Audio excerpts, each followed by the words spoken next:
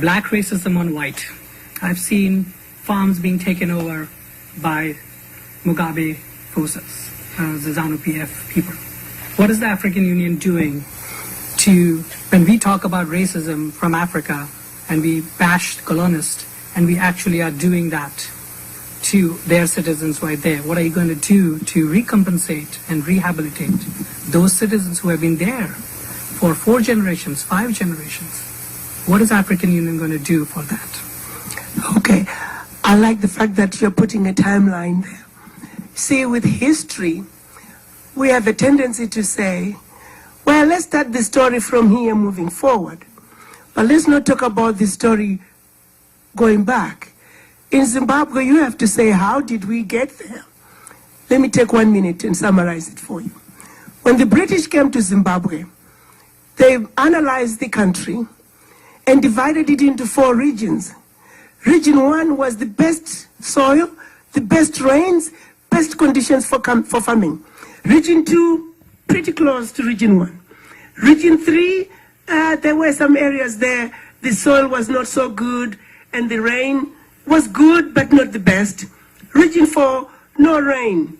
The soil was horrible. Mosquitoes and sesaflies. So they set out a plan. If you were an adventurous British, a veteran of the First or Second World War, you were guaranteed 2,000 hectares.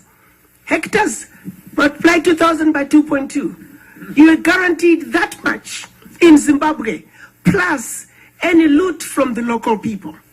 So a British man would land in Zimbabwe. So based on the regions that they had decided, they were going to move all the black people, preferably from the region 1 and 2 to region 4. So the process started. And how did a British map up their land? You got on a horse, they'll tell you this region. Get on a horse and you ride in one direction for a day until either you or your horse were tired. You put your bag. Tomorrow morning you do the same thing. So it took 4 days for the Englishman to map up his land. At the end of the 4 days, everything in it is yours.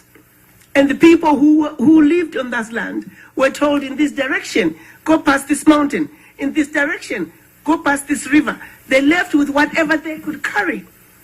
The chickens, the goats, the cows, they were theirs. And some of them were not so lucky.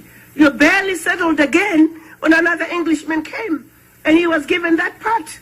And there you were again. Slowly the process of moving black people to the west parts of the country started, and it was finally completed in the 50s. Now, you want to ask me who needs to be compensated? Are you with me? Yes. So we got to go to the beginning.